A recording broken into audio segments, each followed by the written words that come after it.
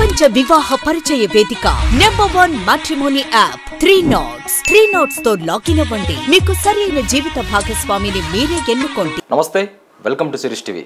నేను మీ అర్జున్ రాథోడ్. ఈరోజు మనతో పాటు నిజంగా ఆ వ్యక్తి గురించి చెప్పాలంటే అసలు నేను ఎప్పుడూ అనుకునేవాడిని, ఒక్కసారైనా కలవాలి, ఒక్కసారైనా మాట్లాడాలని. ద గ్రేట్ పర్సనాలిటీ, ఎంతోమందికి మనోధైర్యాన్ని ఇచ్చి చాలాసార్లు మార్గదర్శనాన్ని ఇచ్చి ఒక ఉన్నత స్థాయిలో నిలబెచ్చిన ఒక మహాన వ్యక్తి. సో తను ఎవరో కాదు, మన గంప నాగేశ్వరరావు గారు, ప్రముఖ మోటివేషనల్ స్పీకర్. సో తదితర విషయాలు సార్తో మాట్లాడి తెలుసుకుందాం. నమస్తే సార్. హలో అర్జున్. నమస్తే. ఎలా ఉన్నారు సార్? ఆనందంగా ఉన్నాను, హ్యాపీ. సార్ ముందుగా మీ పరిచయం సార్, ఎక్కడి నుంచి వచ్చారు, ఏంటి వ్యక్తిగత విషయాలు? నేను పుట్టిన సికింద్రాబాద్లో పుట్టింది మాత్రం. దెన్ ఇక్కడ షామీర్పేట్ మండలం కేశవరం గ్రామంలో అప్ టు 9th వరకు అక్కడ చదువుకున్నాను. చదువుకొని 1977లో హైదరాబాద్కి వచ్చేసాం. అక్కడ చదువుకునేటప్పుడు కూడా మా ఊర్లో 7th వరకు ఉండేది. 8th, 9th, 10th అలియాబాద్ అనే ఊర్లో వెళ్ళి చదువుకున్నాను. అక్కడ నుంచి 6 కిలోమీటర్స్ ఎవరీ నడుచుకుని వెళ్ళేవాడిని. అక్కడికి చదువుకోవడానికి పరిస్థితి లేకుండా హైదరాబాద్కి వచ్చి ఇంటర్మీడియట్ చదువుకొని ఇక్కడే డిగ్రీ, ఇక్కడే పీజీ, ఇక్కడే ఉస్మానియాలో అన్ని కంప్లీట్ చేసి ఇక్కడే లైఫ్ ఇక్కడే. అక్కడ నేను మా ఊర్లో ఉంది 13 ఏళ్ళే, ఇక్కడ ఉంది 40 ఏళ్ళు, 50 ఏళ్ళు అనుకోండి. ఇక్కడ స్కూలింగ్ మొత్తం ఊర్లో 7th వరకు మా ఊర్లో, 8th and 10th పక్క ఊర్లో అయింది. సరే, ఇప్పుడు మనం చూసుకుంటే అంటే నేను కొన్ని సందర్భాల్లో విన్నాను, ప్రీవియస్ మీ ఇంటర్వ్యూలో కావచ్చు, అంటే ఒక సాధారణ రైతు కుటుంబం నుంచి చదువుకొని ఎన్నో ఇబ్బందులు ఎదుర్కొని ఈరోజు ఒక ఉన్నత స్థాయిలో ఉన్నారు. సార్ ఈ జర్నీ, ఏదైతే ఈ జర్నీ మీకు జరిగిందో ఎలాంటి ఇబ్బందులు ఎదుర్కొన్నారు సార్ ఈ జర్నీలో? పేదరికం అంటే నేను చూశాను కదా, ఇబ్బందులు అంటే నేను చూశాను, ప్రాబ్లమ్స్ అంటే నేను చూశాను. కాబట్టి ఇప్పుడు అలా అందరూ పడొద్దని చెప్పి నేను ఇంపాక్ట్ అనే కార్యక్రమం మొదలుపెట్టి అందరినీ మోటివేట్ చేస్తూ నిలబెడుతూ నడుస్తుంది. ఈ ఇంపాక్ట్ అనే ఫౌండేషన్ ఎప్పుడు స్థాపించారు సార్? 96లో free of cost motivational, inspirational అన్నీ కూడా ఇస్తూ ఉంటాం. సరే, ఇప్పుడు మనం చూసుకుంటే నేటి సమాజంలో చాలామంది ఏంటంటే నాకు జాబ్ రాలేదు, నేను ఎగ్జామ్లో సరైన మార్కులు రాలేవు, నేను అనుకున్నది సాధించలేదని రాంగ్ డిసిజన్ తీసుకుంటూ ఉంటారు. ఆత్మహత్య చేసుకోవడాలు కానీ, లేదంటే ఇంకొక వేరే విషయాలు కానీ. సో ఇలాంటి వాళ్ళని ఏమంటారు సార్? అసలు జాబ్ ఏం చేయాలి, నేను జాబ్ ఏం చేయాలంటున్నాను. అంటే ఇప్పుడు కొంతమంది ఏంటంటే కొందరికి లైక్ గవర్నమెంట్ పరంగా ఐఏఎస్ అవుదామని, ఐపీఎస్ అవుదామని ఇలాంటి ఐఏఎస్ ఐపీఎస్ కాండి వద్దన, ఎస్ఐ కాండి, సిఐ కాండి, జాబ్ ఏం చేయాలి? చిన్న చిన్న జాబ్ ఏం చేయాలి? 30,000, 20,000, 40,000, 50,000 చేసి ఏం ఉద్ధరిస్తాడు, ఏం చేస్తాడు, ఎక్కడ సరిపోతుంది చెప్పండి? Employment is a trap Arjun, trap. దాంట్లో పడితే బయటకు పడరు మనుషులు. ఆ ట్రాప్ ఎలాంటిదంటే బానిస మనస్తత్వము, బానిసనే ఉంటాం మనం లైఫ్ లాంగ్ కూడా. నెలకు శాలరీ అలవాటు పడ్డవాడు ఎప్పుడు కూడా 10 మందిని బాగుపరచలేడు. తన కుటుంబం తన వరకే ఉంటాడు, పైకి రాలేడు, ఇల్లు కొనలేడు, ఏం చేయలేడు. కాబట్టి ఎంప్లాయ్మెంట్ ఈజ్ ఎ ట్రాప్. అలా ఎంప్లాయ్మెంట్ కావాలంటే ఏముండాలంటే పవర్ ఉన్న జాబ్ సంపాదించాలి. ఇంతకుముందు చెప్పారు మీరు, ఐఏఎస్ ఐపీఎస్ అన్నారు కదా, పవర్ ఉన్న జాబ్ ఉండాలి. సత్యానాథ్ పవర్ ఉంది, ఓకే, అలా ఉండాలి. చాలా పవర్ ఉండి శాలరీ అని ఉండాలి, శాలరీ లేకుండా పవర్ ఉండాలి, శాలరీ పవర్ అని ఉండాలి. శాలరీ లేదు, పవర్ లేదు, ఎందుకు బానిస బతుకు? అందుకని అంటాను. కాబట్టి కంటే ఉన్నతమైన ఆలోచనలు కనాలి.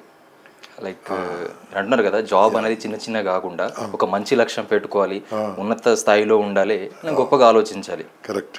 సరే, ఇప్పుడు మనం ఏదైతే ఒక లక్ష్యం ఉంటుందో, నేను పెద్ద బిజినెస్ పెట్టాలి, లేదంటే ఐపీఎస్ అవ్వాలి, ఐఏఎస్ అవ్వాలి, ఇలా చాలా లక్ష్యాలు ఉంటాయి మనుషులకు అనేవి.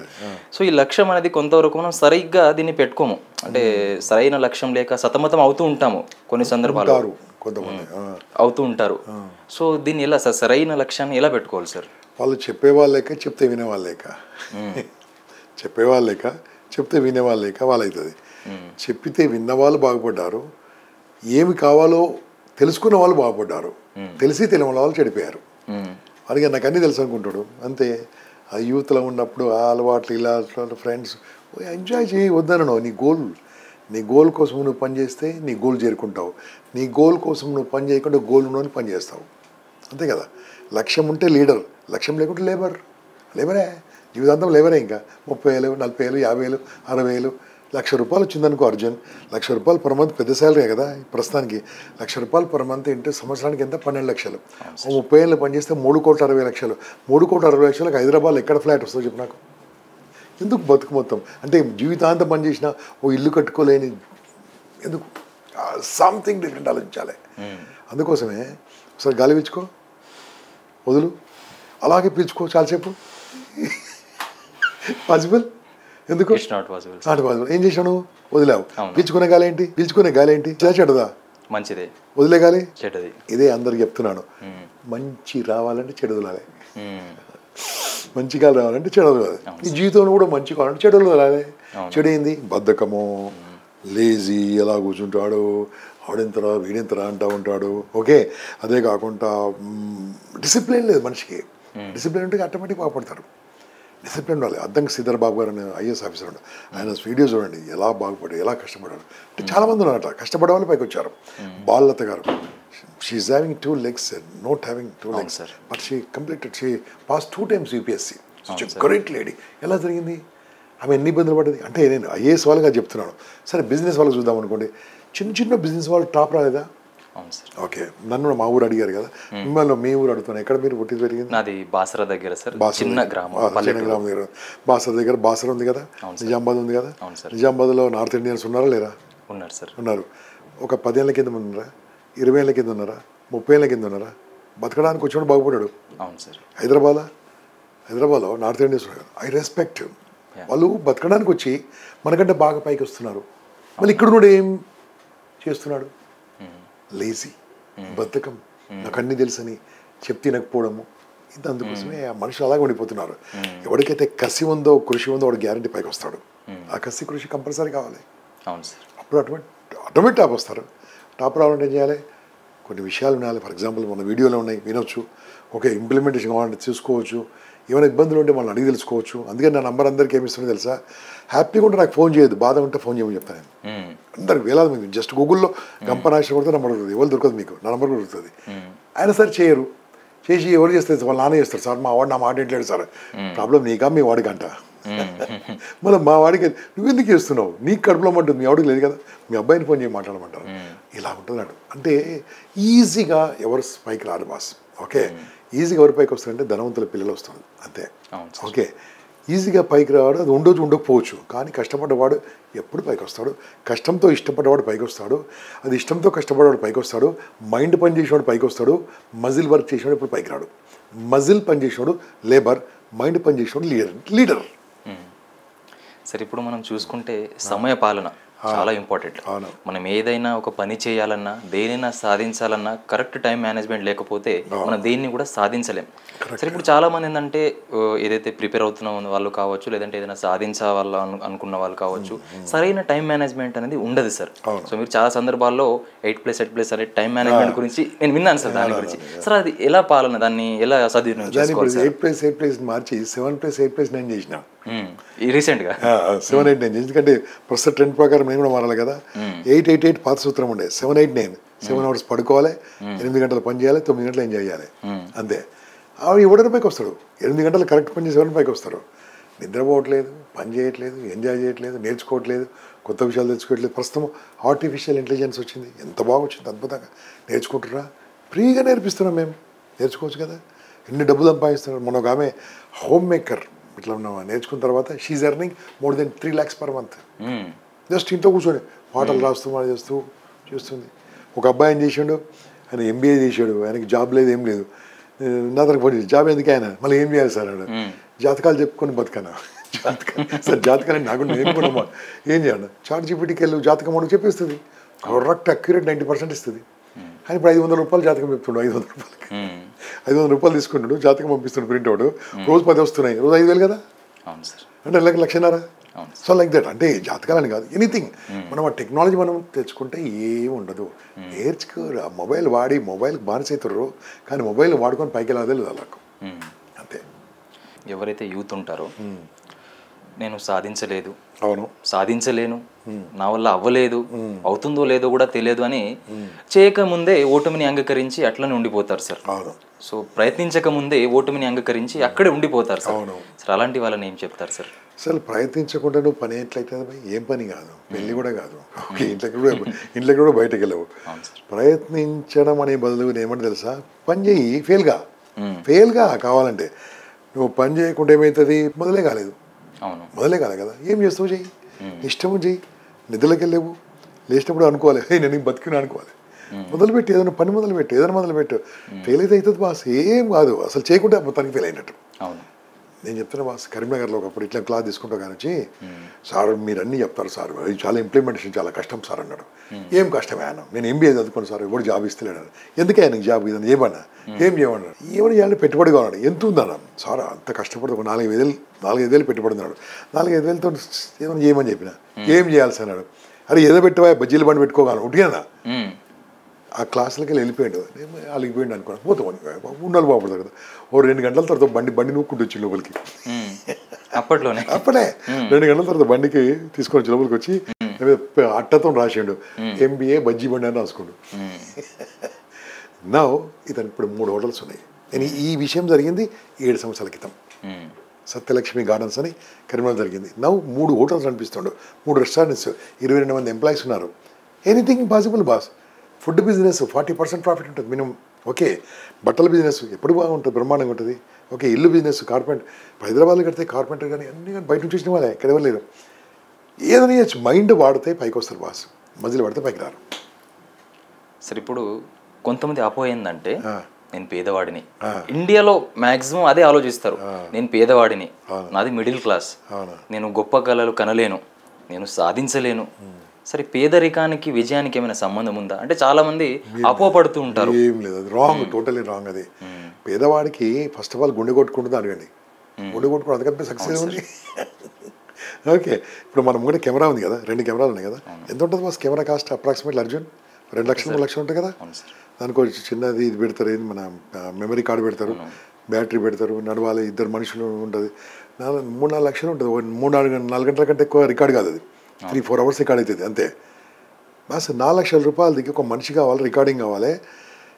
ఇది అందులో ఉన్న అర్జున్ మన లెన్స్ ఉంటుంది కదా, 20-30 మెగాపిక్సెల్ కంటే ఎక్కువ ఉంటుంది.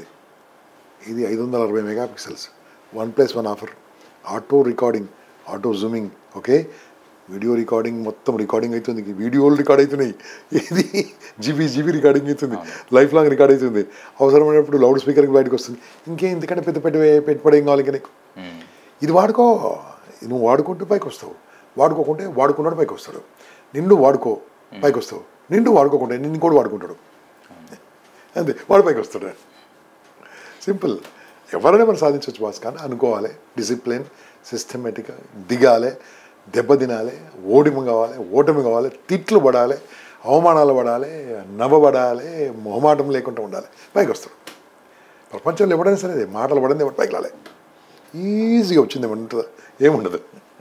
మీరు చాలా సందర్భాల్లో చెప్తూ ఉంటారు, ఎంతోమంది ఫోన్ చేస్తూ ఉంటారు, ఎంతోమంది మాట్లాడుతూ ఉంటారని. సరే, ఎప్పుడైనా ఇలాంటి ఇన్సిడెంట్ మీకు ఎదురైందా? ఇప్పుడు నేను మీకు ఫోన్ చేసి, ఇప్పుడు నేను బతకలేను, నేను జీవితంలో అన్నీ ప్రయత్నించాను, నేను ఇదే మీతో చివరిసారి మాట్లాడుతున్నాను, అలా మీతో మాట్లాడిన తర్వాత నాకు ఇప్పుడు బతుకు మీద ఆశ వచ్చింది సార్, నేను ఏదో కొత్తగా చేయాలనుకుంటున్నాను, ఖచ్చితంగా నేను సాధించి చూపిస్తాను, ఇలాంటి ఇన్సిడెంట్ ఏమైనా ఎదురయ్యారు సార్? డైరీ రాసే అలవాటు ఉంది. మొన్న సాయంత్రం లాస్ట్ కాల్ 172 కాల్, అది only suicide calls. Okay, 172 call. ప్రతి ఒక్కటి రాసుకుంటే పేరు రాసుకుంటారు, వాళ్ళు ఏం చేస్తారు రాసుకుంటారు, తర్వాత వాళ్ళు ఫోన్ చేస్తారు, మళ్ళీ ఫోన్ చేయను. నేను చెప్తాను 172లో కనీసం నేను ఒక 160 మందిని బతికించు. 12 మంది ఎవరు నాకు ఫోన్ చేయలేదు కాబట్టి 200 నాకు తెలియదు.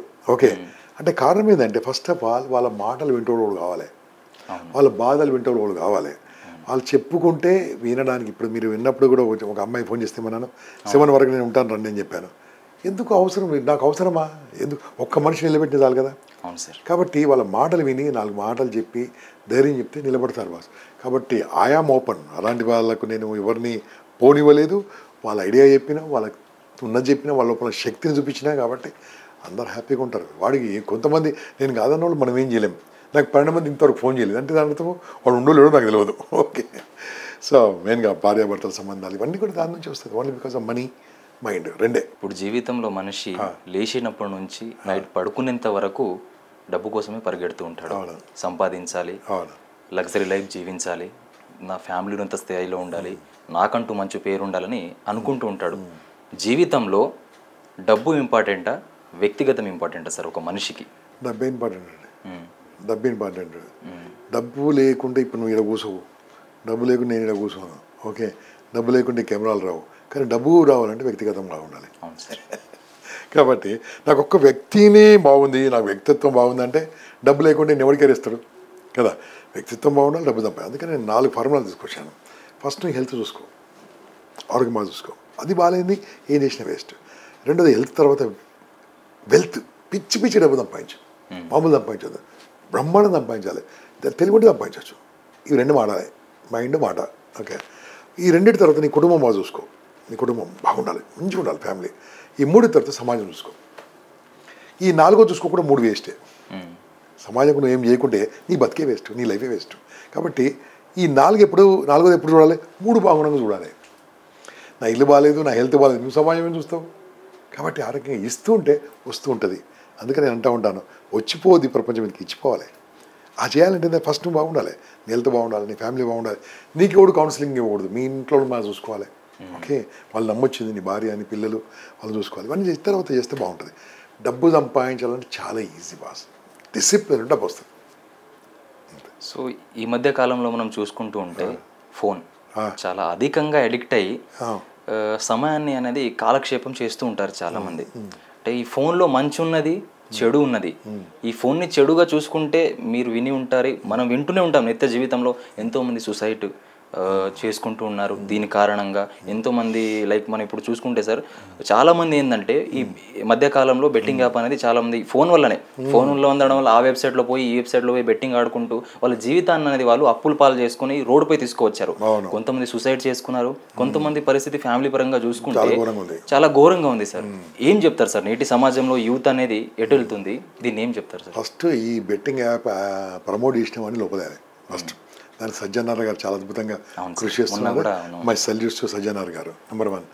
నెంబర్ 2, బెట్టింగ్ యాప్లో అర్జున్, ఒకసారి మాట్లాడదాం. నువ్వు అర్జున్, నీ పేరు అర్జున్ కాబట్టి మీ పెద్ద పేరు ధర్మరాజు. ఓకే, ధర్మరాజు ఏం ఓడిపోయాడు బెట్టింగ్లో, ధర్మరాజు ఓడిపోయాడు. నువ్వెంత, నేనెంత. అవును సార్. అంటే గెలిచిపోడే వాళ్ళు లేడు దాంట్లో. గెలిచిపోడే వాళ్ళు లేనప్పుడు ఆడడం ఎందుకు అని తెలుసు. ఎవడికి రాదు, ఎందుకంటే ఆల్గోరిథం అలా స్టార్ట్ చేస్తారు. నీకు 4 వస్తుంది, 3 పోతే 4 వస్తాయి, 3 వస్తాయి, 7 వస్తుంది, 10 వస్తుంది, 10 వచ్చి 50 వస్తుంది, 100 వస్తుంది, 1000 లాగానే మొత్తం పోతుంది. కాబట్టి అది రాంగ్ అని తెలిసి కూడా అసలు ఈ డబ్బులు ఎవరు ఇచ్చారు, ఆ మొబైల్ ఎవరు ఇచ్చారు? ఓకే, మొబైల్ మనం వాడుకుంటే మనం డబ్బు సంపాదించవచ్చు అర్జున్. ఇది కూడా మొబైల్ మనం వాడుకుంటుంది. ఓకే, బెట్టింగ్ యాప్స్ కానీ చాలా ఉన్నాయి, చాలా ఉన్నాయి. ఓటీపీ చెప్పి డబ్బులు ఓడుకుంటున్నారు ఉన్నారు, తెలివగా డబ్బులు ఓడుకుంటున్నారు. ఈ మధ్యలో తెలుసా, అన్నీ అక్కడ చూపిస్తున్నాను, కెమెరా సైడ్ నేను చూపిస్తున్నాను, ఇది ఎక్కడ చూపిస్తున్నాను, ఇటు చూపిస్తున్నాను, థమ్స్అప్ అని పెడతారు. ఓకే, ఇది చాలు డబ్బులు కొట్టేయడానికి, ఇది చాలు.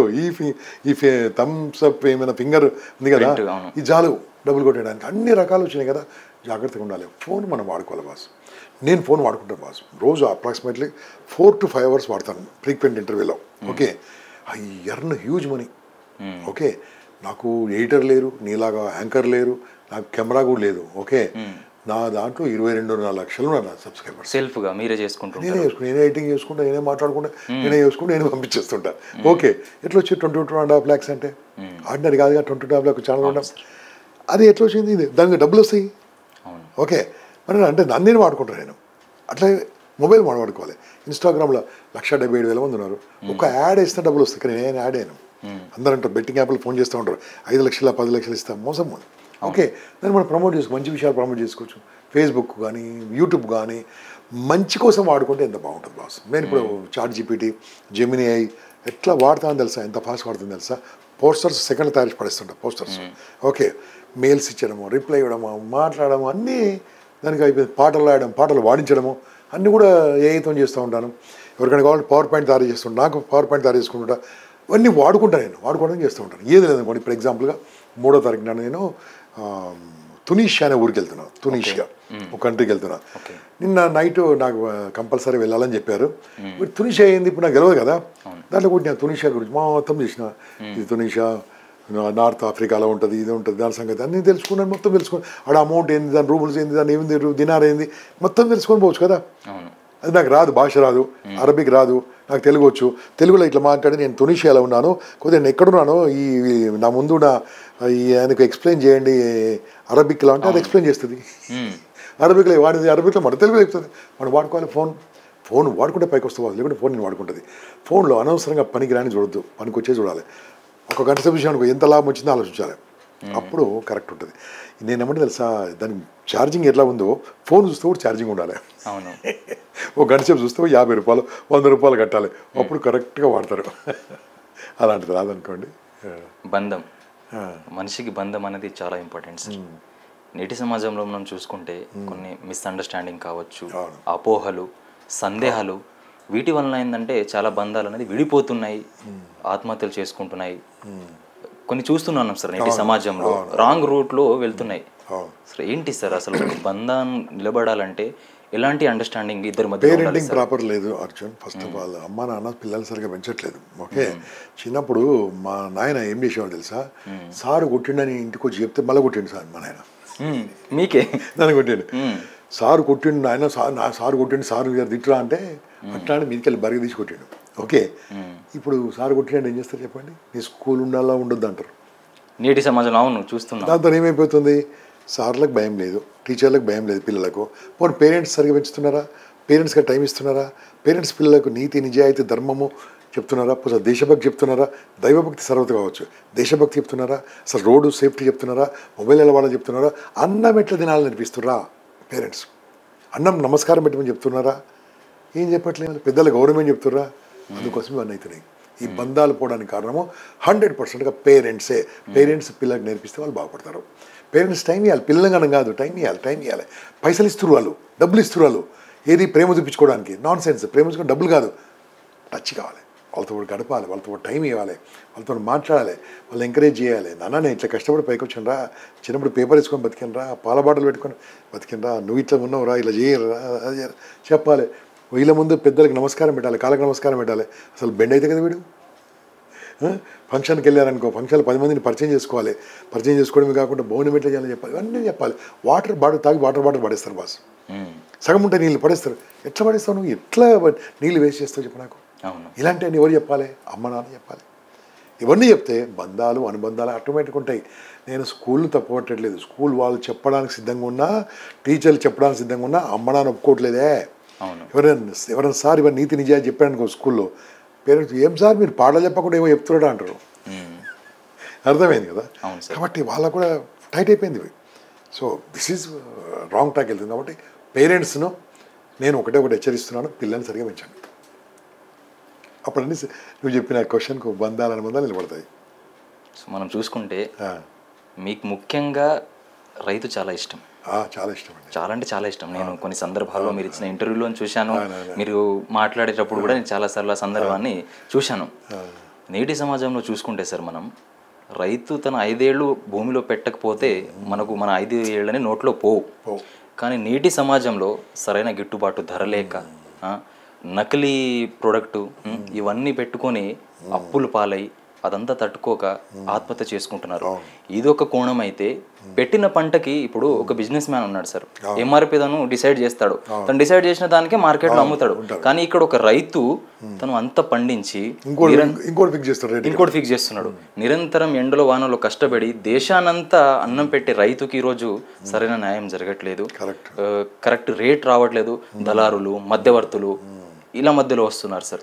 సార్ ఏమంటారు సార్ రైతు గురించి? ఫస్ట్ ఆఫ్ ఆల్ మా నాన్నను నేను చూశాను కాబట్టి, చిన్నప్పుడు ఆయన స్టార్టర్ పడిపోతే 2 కిలోమీటర్లు మా బావి ఉండే, ఆడికి పోయి వాళ్ళు స్టార్టర్ వేసేవాడు. ఇదంతా తలకాయ పని ఆయనే అనుకునేవాడు. ఇప్పుడు స్టార్టర్ పడిపోతుండే, పవర్ పడిపోతుండే. ఓకే, ఆఖరికి మా నాయన, పెద్ద నాయన, చిన్న ఆయన అందరు ముగ్గురు కలిసి ఒకటే ప్రతి ఒక్క బయట కానీ కదా, కాబట్టి అంత కూడా ఇంట్లో 30 మంది ఉంటుండే. ఓకే, ఆఖరికి వ్యవసాయం చేయలేక అమ్ముకొని హైదరాబాద్ వచ్చినాం. భూమి అప్పట్లో నేను చెప్పాను కదా 10th వరకు వ్యవసాయం చేయలేక అమ్ముకొని 23 గజాల లోపల బావిలో బోరింగ్ ఉండేది మాకు. ఓకే, అమ్ముకొని ఎంతకు అడ్డికి పావుసేరు అమ్ముకొని హైదరాబాద్కి వచ్చినాం. ఓకే, కారణం ఏంది, ఇదే మీరు చెప్పిన ప్రాబ్లమే. మా నాయన ఎండ్రిని కొట్టడానికి ఇట్లా పంపు కొడితే 3 రోజులు పండుకుంటుండే ఇంట్లో. అంటే ఎంత కొట్టినా పడితే కళ్ళకి పడతాయి. 3 రోజులు పండుకుంటుండే ఇంట్లో వచ్చి, 3 రోజులు పండుకుంటుండే. సో అన్ని ఇబ్బందులు పడ్డారే, అవన్నీ నేను కళ్ళతో చూసినాం. కాబట్టి ఇప్పుడు రైతన్న కష్టపడకుండా మనం కాదు కదా. దీనికి మనము ప్రభుత్వం ఏదైతే ఇంతకుముందు ఒక అగ్రికల్చర్ పాలసీ తీసుకొస్తుంటే అపోజ్ చేసేవాడు, అగ్రికల్చర్ ఆ పాలసీ కనుక అయ్యి ఉంటే నేను ఖచ్చితంగా సపోర్ట్ చేస్తున్నాను. ఈరోజు రైతు అద్భుతంగా ఉంటాడు, ఎందుకంటే నీ పంటను ఎక్కడ అమ్ముకోవచ్చు, అటువంటి పాలసీ అది. జయప్రకాష్ నారాయణ అద్భుతంగా ఎక్స్ప్లెయిన్ చేశారు దీని గురించి. అది రానివ్వాలి కొంతమంది దళారులు, దీంట్లో దళారు ఉన్నాయి కదా, అది రానివ్వలేదు. అప్పుడు నీ పంట ఇప్పుడు టమాటా ఉంది పోయి ₹2 అమ్ముకోడు. ₹2 అన్ని ₹2 ఉందా? లేదు కదా, అక్కడ ₹20 ఉంది, అమ్ముకోవచ్చు. అలా లేకుండా చేశాడు అది. అటువంటిది వస్తే బాగుంటుంది. అటువంటి ఇంకోటి ఎన్ని రోజులు ఆపుతారు పోయి, ఎన్ని రోజులు ఆపుతారు చెప్పు. రాబోతున్న జెన్జీ తెలుసా, ఈ ఏజ్ వెరీ పవర్ఫుల్ ఏజ్ ఇది. ఎవరిగానాడు నేపాల్ ప్రభుత్వం మార్చి పడేసారు. కాబట్టి రాబోతున్న తరుణంలో నేను ఇప్పుడే చెప్తున్నాను అర్జున్, 2035 ఎలక్షన్లలో 35% ఓటర్లు డబ్బులు తీసుకోకుండా వేస్తారు, గ్యారంటీ. అంత 35% వాళ్ళు డిసైడింగ్ అథారిటీ, వాళ్ళు డిసైడింగ్ అథారిటీ. వాళ్ళకి రైట్ ఏంది రాంగ్ ఏంది తెలుసు, ఎవడు మోసం చేస్తుంది ఎవడు చేస్తుంది తెలుసు. కాబట్టి ఇటువంటి పరిస్థితిలో వస్తుంది. కాబట్టి ఆ మార్పు తప్పకుండా వస్తుంది. అప్పుడు రైతన్న హ్యాపీగా ఉంటాడు. ఎందుకంటే ఈరోజు మిలిటరీ ఉన్నా, డాక్టర్ ఉన్నా, నువ్వు ఉన్నా, నేనున్నా, రైతన్న లేకుంటే ఎవరు లేడు. కాబట్టి అటువంటి రైతన్నను, అందుకని ఏమంటే అన్నం పరబ్రహ్మ స్వరూపం ఉంటుంది. అన్నం పరబ్రహ్మ అంటే కూడా తెలుసు రైతన్న, దేవుడు కాదు. కాబట్టి ఆయన మంచిగా ఉండాలని కోరుకుంటాం మనము. కాబట్టి అటువంటి తరుణాలు రావాలని కోరుకుందాం. సేమ్ టైం దీనికి నేను మాట్లాడేదానికి కాస్త నేను డిఫరెంట్గా మాట్లాడతాను. అందరు అట్లే ఉన్నారా? ఎవరున్నారు తెలుసా? రైతులు అందరితో పాటు నడిచే వాళ్ళు ఇబ్బంది పడుతున్నారు, కానీ కొత్తగా ఆలోచించిన వాళ్ళు ఇబ్బంది పడతలేరు. ఒకసారి వికారాబాద్ సైడ్ వెళ్ళండి, అటు మనం చేవల సైడ్ వెళ్ళండి, పూల తోటలు వేస్తున్నారు. పూల తోటలు, కూరగాయల తోటలు చూస్తూ ఉంటారు. ఏం మార్కెట్ వస్తుంది దాని ప్రకారం వేస్తూ ఉంటాడు. అక్కడ పూల తోట ఉంటుంది, టమాటా ఉంటుంది, అది ఒకటే ప్లేస్లో. ఓకే, అక్కడ ఇంకో తమలపాకులు ఉంటాయి. ఎగ్జాంపుల్ చెప్తున్నాను. అలా మారుస్తుండాలి, కమర్షియల్ క్రాప్స్ వేయాలి. మనము వరి వరి వరి వరి ఇంటి పక్కడు వరి, మనం వరి, అందరు వరి. ఓకే, మంచిదే. కాకుంటే దాని ప్రకారం మారుతూ ఉండాలి. దాని కొరకు గవర్నమెంట్ కూడా బాగానే సపోర్ట్ ఇస్తుంది. మన వాళ్ళు వినట్లే. కనుక మార్పులు వస్తే బాగుంటుందని నేను ఖచ్చితంగా ఆలోచిస్తాను. జీవితంలో మీరు ఎన్నో సందర్భాలను ఎదుర్కొంటూ ఉంటారు సార్. ఎస్.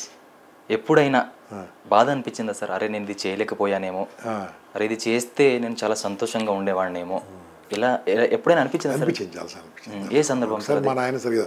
మా నాయనగారు సరిగ్గా చూసుకోలేకపోయినాను. ఎందుకంటే అప్పుడు నాకు డబ్బు లేకుండే. మా నాయన అప్పుడు వారణాసి, కాశీకి వెళ్తాంటే బస్సులో పోయించండు. ఇప్పుడు ఫ్లైట్లో పంపిస్తాను. కానీ నాకు బాధపడ్డాను. మా నాయన లేడు ఇప్పుడు. ఉన్నప్పుడు నా దగ్గర డబ్బు లేకుండే, కానీ ఉన్నోళ్ళు చూసుకోండి ఇప్పుడు దయచేసి. ఓకే, అది కూడా బాధపడ్డాను. కొన్ని విషయాలు ఏముంటుందంటే మనం నమ్మిన వాళ్ళు మోసం చేస్తారు. స్టార్టింగ్లో బాధపడ్డాను, ఇప్పుడు అలవాటైపోయింది. అందుకని ఏం చేస్తున్నాను, నమ్మడం మానేశాను. అందుకని ఒక సూత్రం తీసుకొచ్చాను. అందరితో మంచోడు అనిపించుకుంటాడు ఎవరు లేడని. అందరితో మంచోడు అనిపించుకోవడం మనిషి లేడు ప్రపంచంలో. కాబట్టి అందరితో మంచోడు అనిపించుకోవడం రోగం, ఆ జబ్బు. అప్పుడు ఏమవుతుంది, నేను అందరితో మంచోడు అనిపించుకోవాలంటే ఇబ్బంది అవుతుంది కదా. అది లేదు, తీసేసామని ఆ బాధ కలిగింది. అప్పుడుండే, ఇప్పుడేం లేదు. ఇప్పుడు హ్యాపీగా ఉన్నాను, ఎంజాయ్మెంట్. ఎవరు వస్తే కూడా బాధను అలా డిసప్పేర్ చేసేస్తున్నాను. కాబట్టి బాధపడడం అనేది తప్పేం కాదు, బాధ ఉంటుంది, ఎందుకు ఉండదు. మనిషి అన్నప్పుడు కష్ట సుఖాలు లేకుండా లాభం లేదు కదా. ఇది ఏంటి, ఎక్కడ చూసినవి, ఇది హాస్పిటల్ ఎక్కడ చూసినవి, ఏంది ఇది ఈసీజీ అంటారు.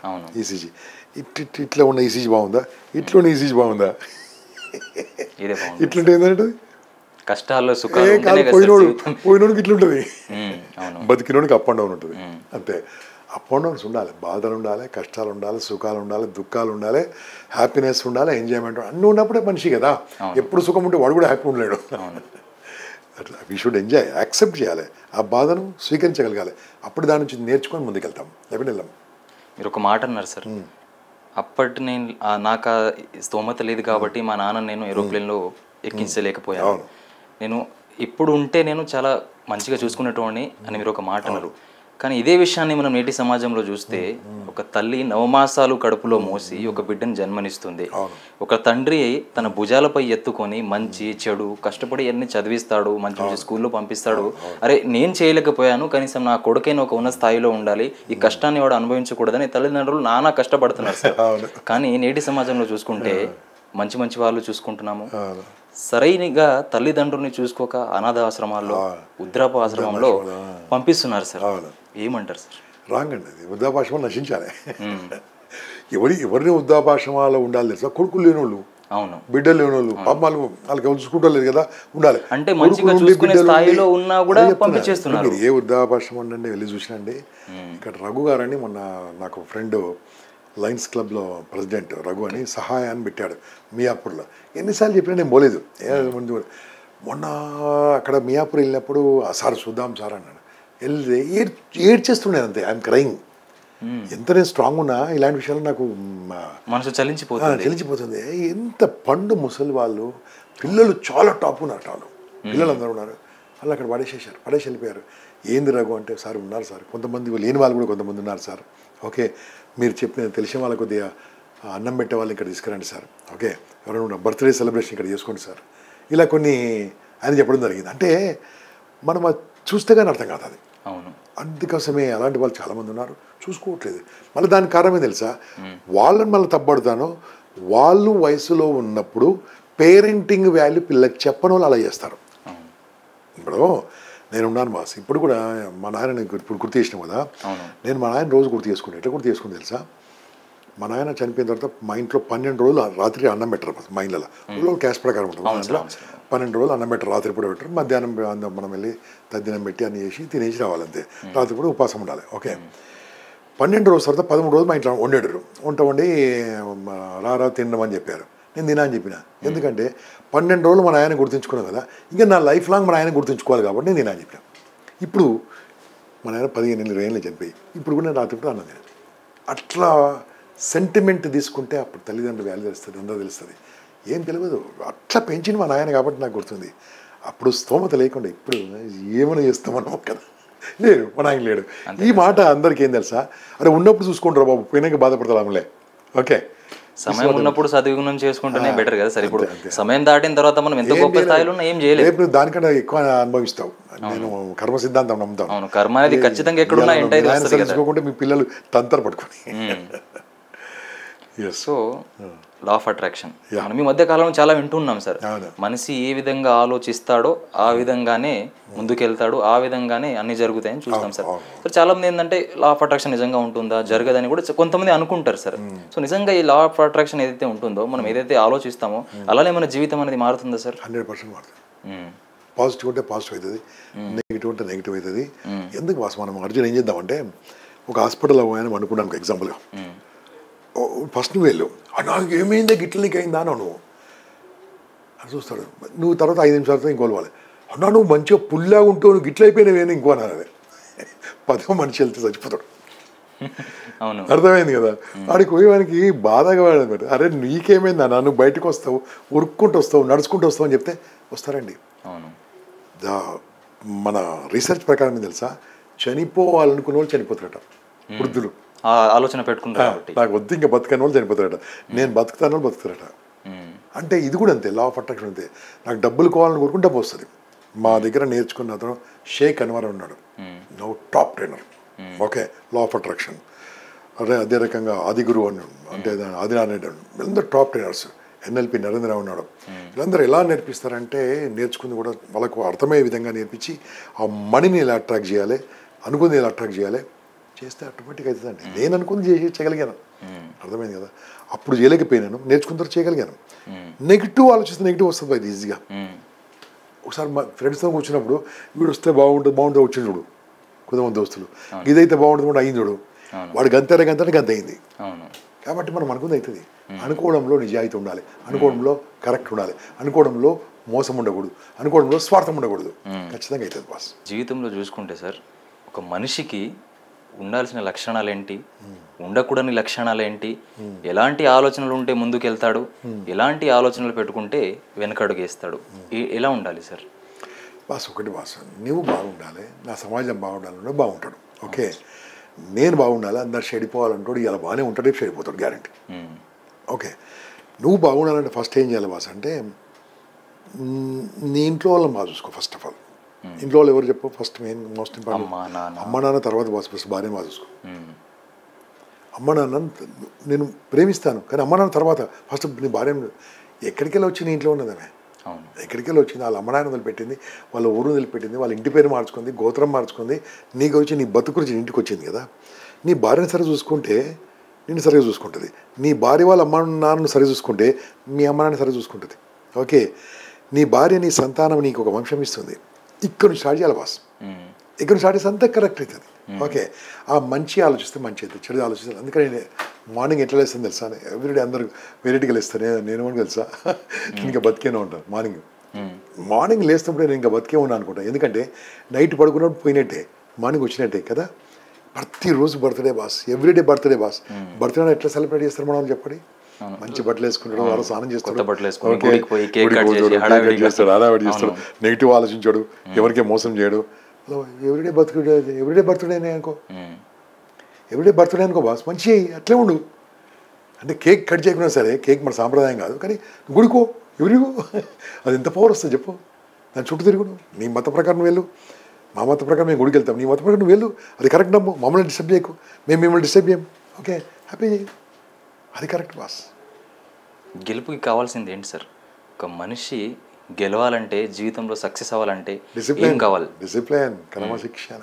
క్రమశిక్షణ లేకుంటే ఎంత గెలుపు వచ్చినా అది ఓటమితో సమానమే, గెలుపు రాదు బాస్. క్రమశిక్షణ అనేది అన్ని క్రమశిక్షణ, ఆరోగ్య క్రమశిక్షణ, ఆర్థిక క్రమశిక్షణ, సమయ క్రమశిక్షణ, వ్యవహార క్రమశిక్షణ, సమాజ క్రమశిక్షణ, ఈ 5 మెయింటైన్ చేస్తే బాగుంటుంది బాస్. సార్ నేను చివరిగా అడగలన్న ప్రశ్న ఇది. రేపటి సమాజానికి, నేటి సమాజానికి, రేపటి సమాజం నిర్మాణానికి ఉపయోగపడే నేటి యువతరానికి మీ తరపు నుంచి ఏదైనా ఒక సందేహం ఇవ్వాలంటే ఏం చెప్తారు సార్? నేను ఒకటే చెప్తున్నాను, ఈరోజు నేను సంపాదించుకున్నా కానీ అడ్డగోలేదు సంపాదించలే, ఓకే నాకు సరిపోతుంది. అంతవరకు ఉన్న వాళ్ళని చేయండి, సమాజానికి పని చేయండి. ఇప్పుడు ప్రభుత్వ జాబ్ చేసారు పోయి 60 ఏళ్ళు అయిపోయింది, మిగతా టైంలో నువ్వు ఏం చేస్తున్నావు? 60 ఏళ్ళు అంటే 30-35 ఏళ్ళు ప్రభుత్వం డబ్బు తిన్నావు అంటే మా ప్రజల డబ్బు తిన్నావు కదా, పని చేసినావు, పని చేసింది తిన్నావు, పని తీసుకోలే. 60 ఏళ్ళ తర్వాత సమాజానికి పని చేయి. సమాజానికి చెప్పి నేను చెప్పిన 20-35 చెప్పిన కదా, ఎలక్షన్స్లో 35 to 40% డబ్బులు తీసుకొని ఓటేస్తారు, నేను ఖచ్చితంగా చెప్తున్నాను. ఓకే, నాలాగా ఇంకొక 1000 మంది పూనుకోరు అనుకోండి, ఎలా అవుతుంది? ఒక్కనే నేను వేలాది మందిని ఇన్స్పైర్ చేస్తున్నాను. ఓకే, 8000 మంది నాలాంటి శిక్షకులను తయారు చేసిన.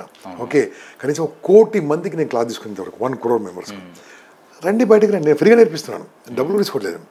అలా సమాజానికి ఏమైనా ఇవ్వడం మొదలు పెడితే మారుతుంది, గ్యారంటీ మార్పు వస్తుంది. ఓకే, తర్వాత ఈ పొలిటిక్స్ ఎంతవరకు నడుస్తుంటాయి అంటే, ఈ రాజకీయాలు మనం ఏం కావాలన్నప్పుడు గద చేస్తారు. నువ్వు స్ట్రిక్ట్ ఉంటే వాళ్ళు స్ట్రిక్ట్ ఉంటారు. ఓకే, నువ్వు డబ్బులు ఇవ్వడం మొదలు డబ్బులు అడుగుతారు, నువ్వు డబ్బులు అడితే డబ్బులు తీసుకుంటారు. కాబట్టి ఇవన్నీ కారణం ఏంది?